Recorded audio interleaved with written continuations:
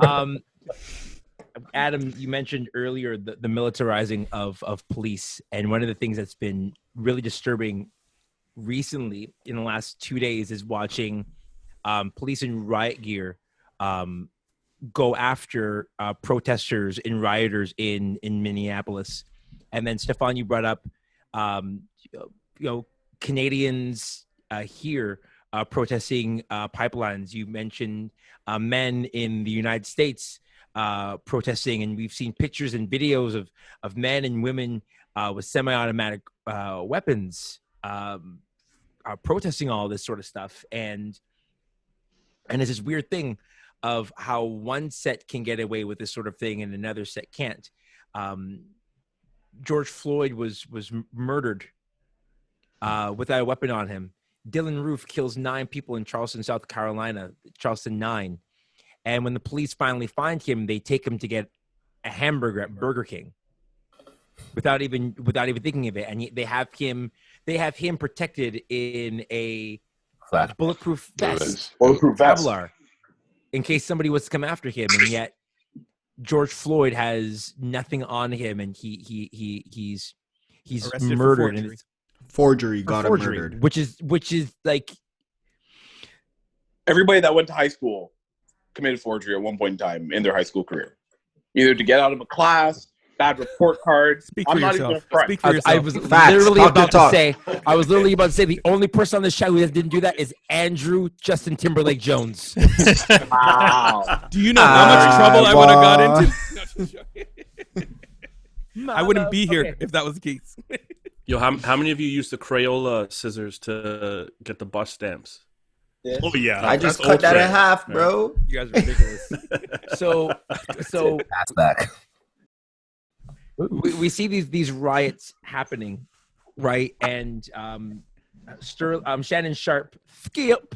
He posted on Instagram today a quote by Dr. Martin Luther King. Said riots are the language of the unheard. And I know that there's some who would feel like riots are a good thing. Like riots wake people up, and there's others who feel like it's violent, it's destructive, that sort of stuff. Jason, where are your thoughts on where things are when it comes to rioting? Yeah, so I remember a number of years ago, I was talking to my grandmother in Pittsburgh, and she used to live on a street that's a place called Homewood, that the whole area is a very urban area, ghetto, or whatever you want to call it. And we saw a number of buildings there in a photo. And when I looked outside, I'm like, Grandma, there's only 2 apartment buildings, and it used to be 6 or 8. And I was like, so what happened to them?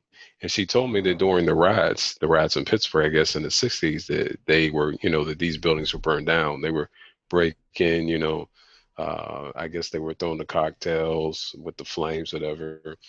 And so those buildings were gone, and she said they were singing "Burn, Baby, Burn." And this is very typical what happened in the riots, even also in Los Angeles in 1994, after O.J. Simpson and his trial and everything. And so basically, to make a long story short, 2 things happened. Both of those areas were areas that were already oppressed, already had many minorities. Many of the buildings that were burned down and messed up, all those businesses never came back.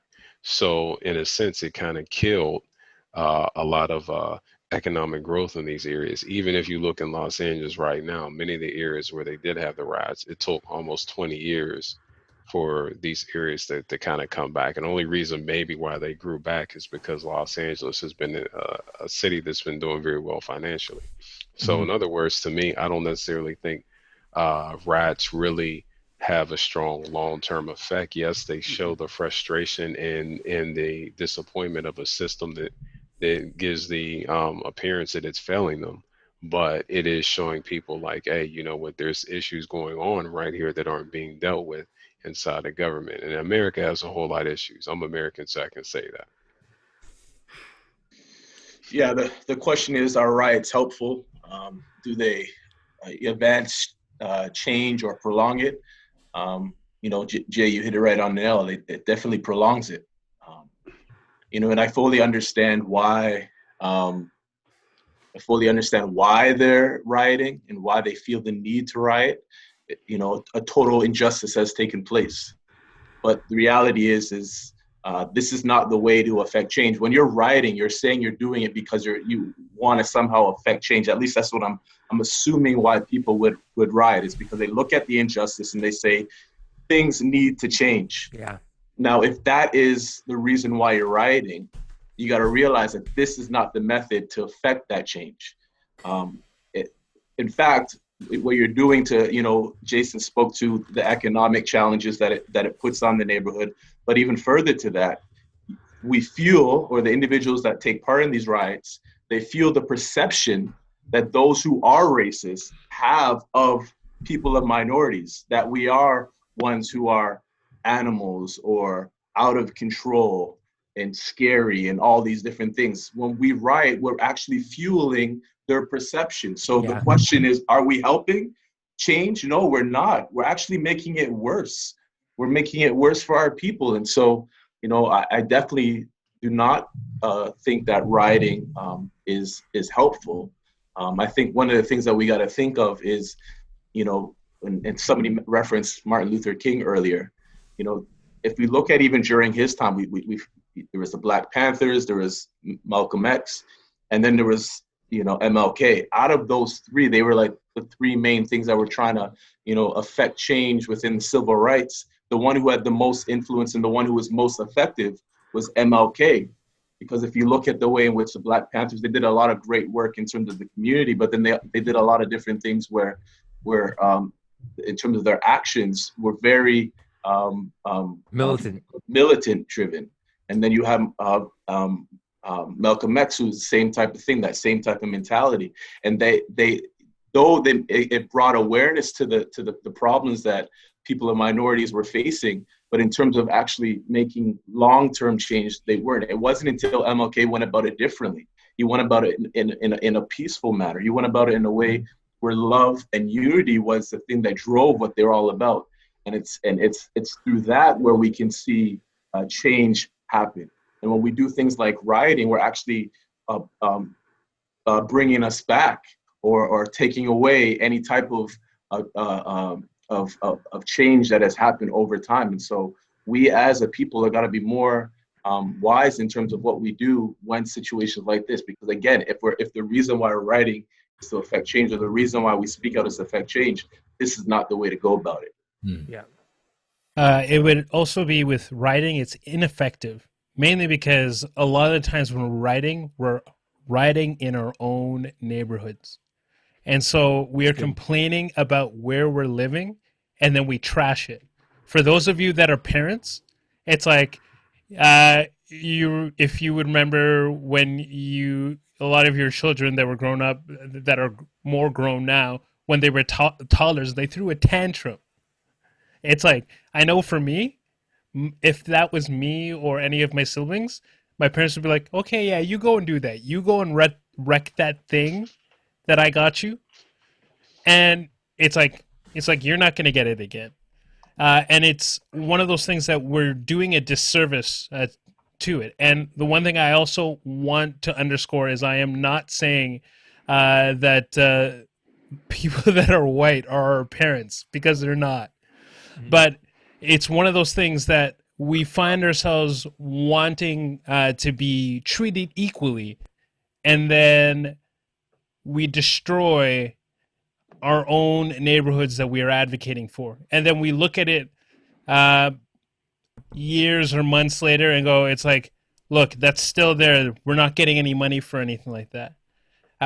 The struggle at times can be that the people that unfortunately at this moment in time are controlling the purse strings, they're not going to see this as something worthwhile of investing money in. And it's one of those things that I would say on some level, need to take a responsibility. Where it's like we look after ourselves. It's like, all I would say is take a look into the whole idea of Black Wall Street that happened in the age of segregation, where you had black people that weren't allowed to do business within the general wider marketplace. So then they learned to take care of themselves. We learned to be able to create our own economy and our own system. And it's not one of those things where it's like, yeah. It's like, yeah, I know a guy down the street, you go right. It's like he got everything you need.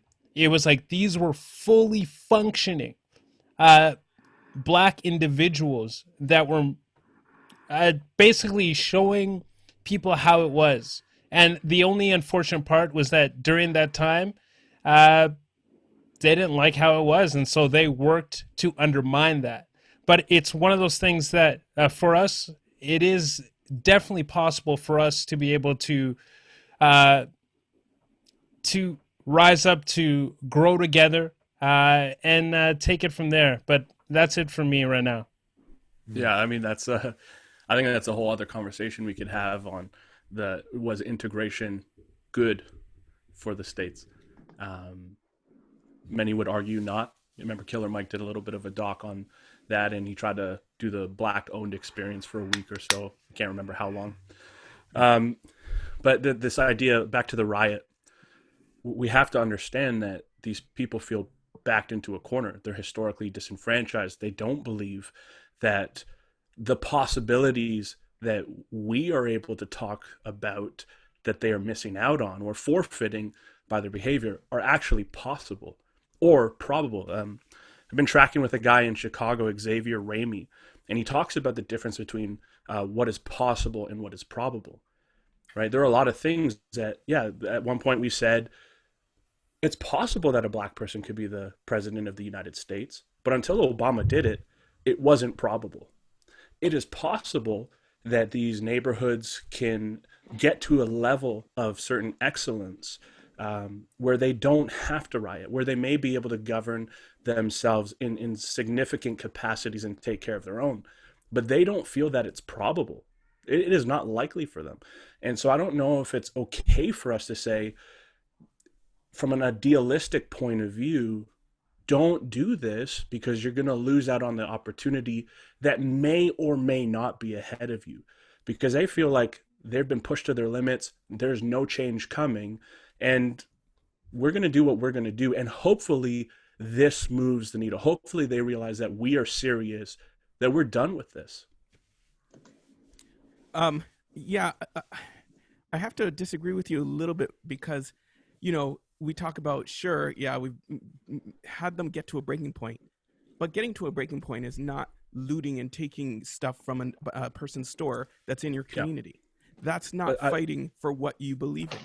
You know, that's just destroying property that's there. Yeah. And so then people are looking at this, and that's what they're going to highlight in the news. They're going to highlight people stealing from our own people. And so then we are perpetuating the idea of, see, these are why we have the police. This is why we have the armored vehicles, because if we leave them to their own devices, they're going to then destroy each other, and we need to control that. Yeah, I don't know if I mean, I think we can carefully look at the difference between rioting, rising up, and maybe getting to a healthy level of aggression versus breaking into stores and stealing J's. I think there's a major difference. I think that is accessory to what is the pressure that is built up and is now going some. Real quick. But I agree with you. Yeah. Sorry, real quick. There's a statistic that I was reading earlier this week that talks about how there's a good amount of people who are in association with the riot.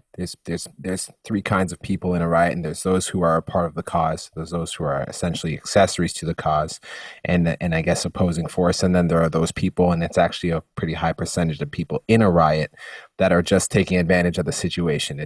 They have no idea what the cause is. They don't care. They're just in it because it's an advantageous situation. And I think those are the majority of the people that are actually going into stores and looting and breaking and whatnot. So, yeah. And I think it's, you know, when I read that Martin Luther King quote about rioting, I always kind of go back to context. So the context that he's writing this quote in, their riots were sit-ins. Yeah. Mm-hmm. Their riots were walking across the bridge to Selma. Their riots were bus boycotts. That's how they were like, we're not taking this anymore, and we are going to do things that actually upend the system, that actually forces change. Now, we also know at the same time that when Martin Luther King was gunned down and killed, James Brown put on a concert in I can't remember where it was, to calm down a crowd, because they were going to do what Andrew was talking about, which is going and looting and burning and destroying. And so there's those two extremes.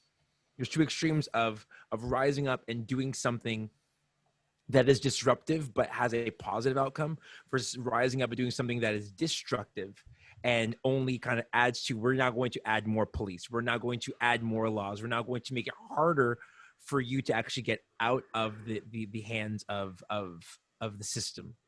And so it's important that we all have that in our nature to riot. Every single one of us. We do that, guys. We do that in our chat all the time. What are you talking about? Even you're dumb. I hate you, like that sort of thing. Like, we do that among ourselves. That's just you. Yeah. Are you stupid? Are you dumb? Are you wavy? But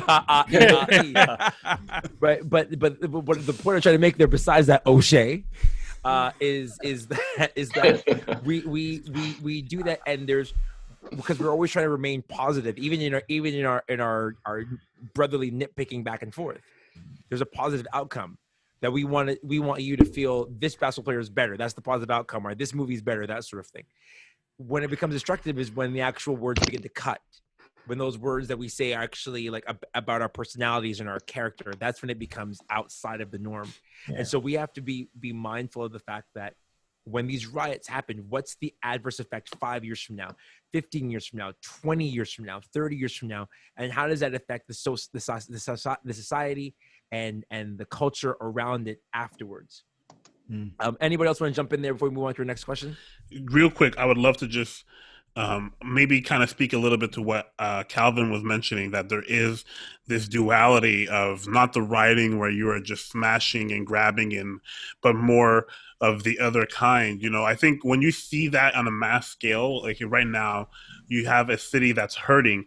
That's like, it's a reactionary, you know, and it really is the culmination of the injustice, and people lash out, and the worst of them come out. But at the same time, we want that. I'm trying to say it correctly. We want that energy without that outcome.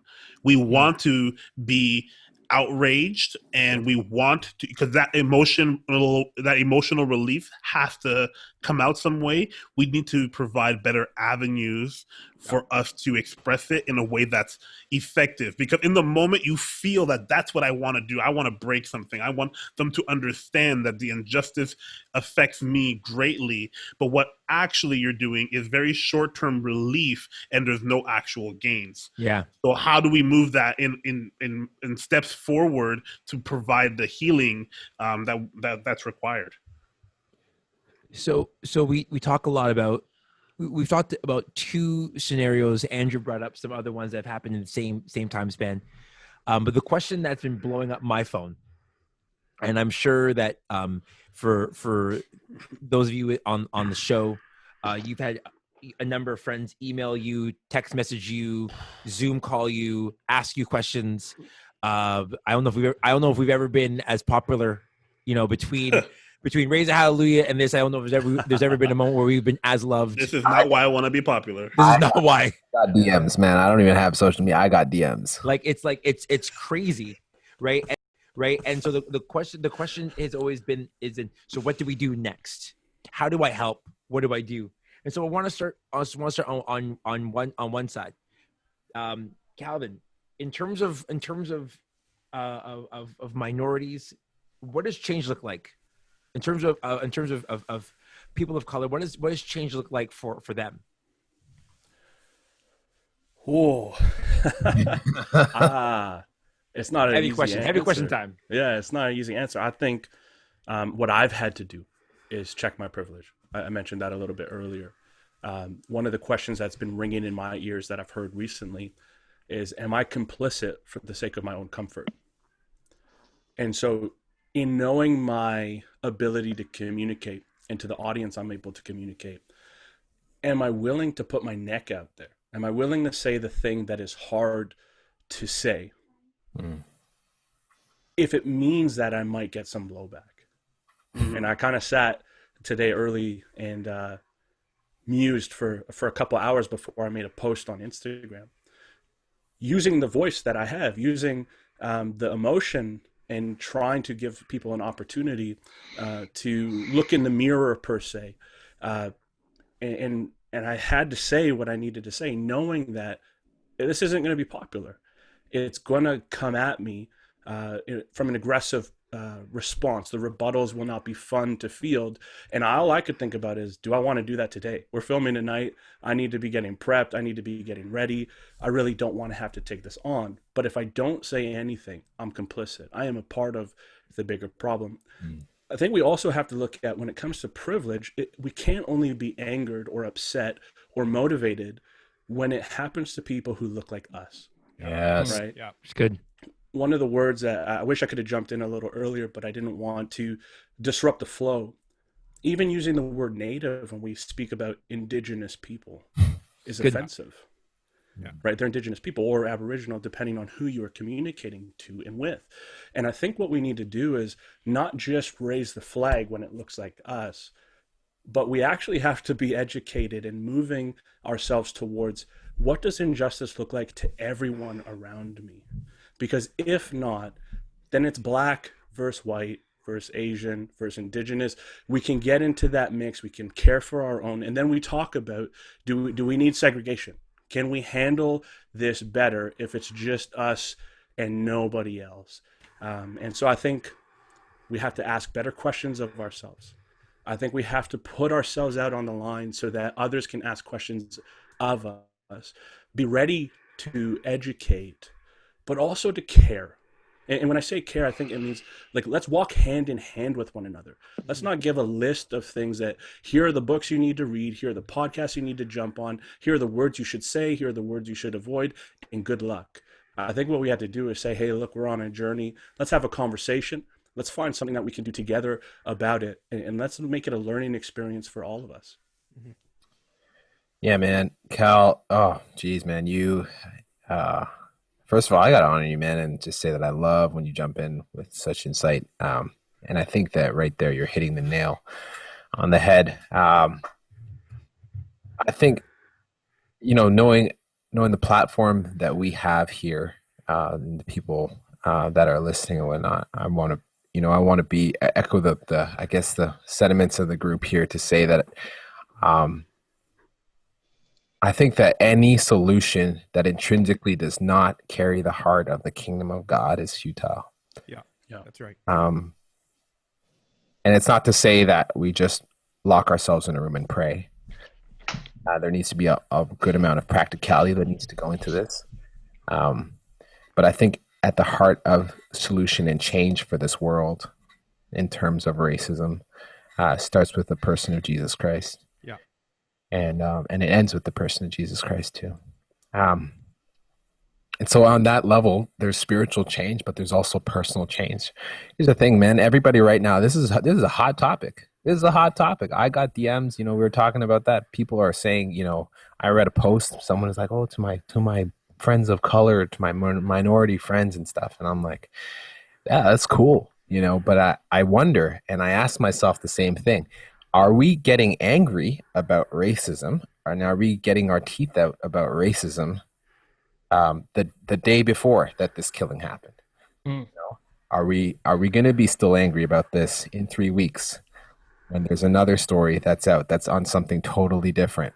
Are we getting angry about racism not just when it's cool and sexy to get angry about racism and that it'll get a lot of posts and it's trending? But are we getting angry about racism on a whole? And this goes down to a personal level. In the Gospel of Matthew, chapter 7, Jesus he's laying down the laws of the kingdom of God. And one of the things that he says there is, he talks about picking out the plank in your own eye before looking at the speck in your brother's eye. And I wonder how many of us are willing to there's so many people right now that are pointing the finger at other people. They're saying, this person is racist. This is my enemy. And I wonder if we're allowed, or I wonder if we are humble enough to point out the racism in ourselves. Yeah. You want to know a good time to get angry about racism? It's not now. It's not now. Everybody's angry about racism. There's enough happening. It's not now. Get angry when you're behind the wheel, getting cut off by a certain type of person. Get angry at the racism in you for that. You know, get angry when you laugh at the way someone else dances because they're a different race and they've been brought up. Get angry about that. That's good. Okay? That's good. Get angry when someone of your race doesn't act like how you think they should act, and people are criticizing them and bullying them and making fun of them in a group. Get angry about that. Okay? Now is not a good time to get angry about racism. Get angry in your personal time when you see it around you. And you want a person to get angry about racism? Get angry about the racism that you see in you. When you see it starting to manifest in yourself, get angry about the racism that you see in yourself. Right. And I'm talking not just to I'm not talking to white people right now. I'm talking to all of us. I'm talking to this group right now. Right? Yeah. It's that like we need to be angry about the racism in us, because there's a little bit, just like how we talk and we say, oh, there's a little Karen in all of us. There's a little racism in all of us, no matter how clean we think we are.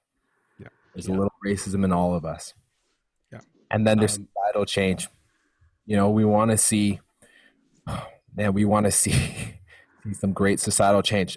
The Ontario College of Teachers has this thing called the Blue Pages. And I wonder in 2020, could we not have something of where we can get a officer's badge number and his name and then log it? And so every person that comes in interaction, we can now start to upload footage and videos and all of these kinds of things that are going into a database, so that if something happens, these people can be held accountable. We need greater accountability for the people that we put in power. Straight up, we need more accountability for the people that we have in power. They need to be held to their actions. If you have a gun and a badge, it's not a license to go and be a cowboy. You are a civil servant. You're a civil servant. And this isn't a we pay your tax dollars kind of thing, but it kind of is a we pay your tax dollars kind of thing. You are put in power to serve the people, not to oppress. There's a difference. No, that's good, man. That's good. I think when we look at change, like, we have to, first and foremost, we have to come to a point where we realize what we're doing right now, or what we have done, sucked. It's not working. Because if it was, we wouldn't be in this position. And I think Calvin hit on it. There's two things that I think would invoke change so much for the better. The first, everybody needs to educate. It's as simple as that, and as simple as it sounds, it's actually one of the hardest things. And when I mean educate, I don't mean pick up a book on your own time and read it. I mean, when we look at situations like this, when we look at what's happening and we're screaming and we're yelling for justice, I don't think, and this probably is going to ruffle some feathers, I don't think we completely understand what justice actually is. Justice isn't just the officer who killed this African American going to jail. That's not doing justice. Because if we look at even our prison system, you have people go in there for crimes that they commit, and we just think that them staring at a wall, thinking about their thoughts for 5 to 7, 10 years, however long they're in there, and coming out, that they're magically going to change. They're not going to change their mindset. They're not going to change their actions because they sit and stare at a wall, isolated from society, treated inhumanely. That's not realistic. So when we look at these officers, people that are doing these injustices to people, I think just leaving it at the fact where we're like, yes, they got jail time, yes, they got convicted of murder, isn't justice. Getting justice is getting them the help that they need. Yeah. Like, I think when we look deep at this, yes, we can acknowledge that racism, all this injustice stems from a spiritual place. You can see that it stems from a physical place. But what's crazy and what's not talked about is, I think this comes from a huge mental place. Racism is not a natural thing. Being able to look at someone of a different color and say, I dislike you because of your color, that is not a natural thing. We need counselors for this. We need people to sit down with people who are invoking these thoughts, because just as Adam said, we all have that little Karen in ourselves. How much bad would it really be if we sat down with a counselor and talked about these things? talked about the experiences that we had with different races, and how can I walk through this? How can I walk through this Karen, and I'm going to put it in quotations, of me that I don't want to have, so that I can better society. It just goes right back to what Adam said. If we're going to demolish this, if we're going to move forward from this, we have to work on ourselves. And that's the thing that I think is hard for people, because we get ourselves in this mode where we don't want to see that officer get help. Like, part of us, and I might just be speaking for myself, but if this was like 2-3 years ago, there's part of me that would have been like, man, I just want to see this guy locked up forever. I don't want to see this guy see the light of daylight. But there's, I'm going to say, maturity in myself where I want to see him better. I want to see him back on the streets and being able to advocate for this exact moment, advocate for this exact situation that happened, the same way that we praise Paul in the Bible from having that transformation from Saul to Paul. Why can't we see that right now with racism and all this injustice? So I really think change starts when we just like Adam said, we got to look at ourselves. We got to understand that, man, racism, injustice, this prejudice is not a natural thing. We're not born this way.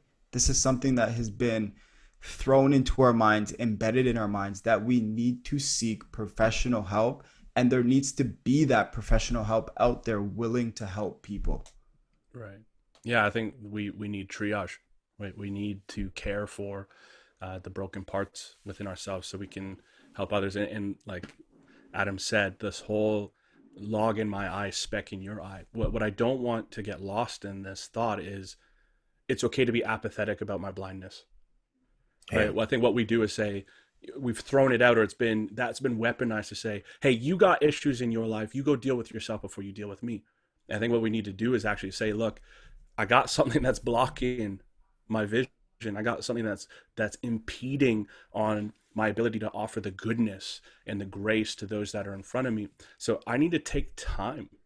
And I think that's what it is, time to skillfully and carefully care for the thing, because nobody just rips anything away from their face. We're very conscious that if I don't do this properly, it's going to harm me for worse than I'm harmed right now. And sometimes we can't do that on our own. And I love, O'Shea, that you said that. Like, we actually need to go and get professional help for this. Sometimes it's not even enough. Like, just in our group chats, we've shared a lot of vulnerable things that are limps in our life that we can't share with many others. But it's not enough to even just to do that within our friendship. And we're all pastors, right? I have to go and get professional help. Like, miss, could you help me get the log out of my eye? Why? Because the command is that I need to help someone else with theirs. Yeah. And I can't do that unless I have the help of me going to my brothers, going to professional help to do the thing that is required of me so that I can skillfully, carefully, empathetically, and with great wisdom and grace assist. It's not my job to rip it out of your eye. It's to assist you in whatever way you ask me or need me to do it. So let's make sure that we just do not become apathetic about the things that we feel like we can't reach yet because there are blocks in our eyes. And let's not weaponize that to say, well, it's just what we got. No, take care of you, take care of others. I think that's the gospel personified.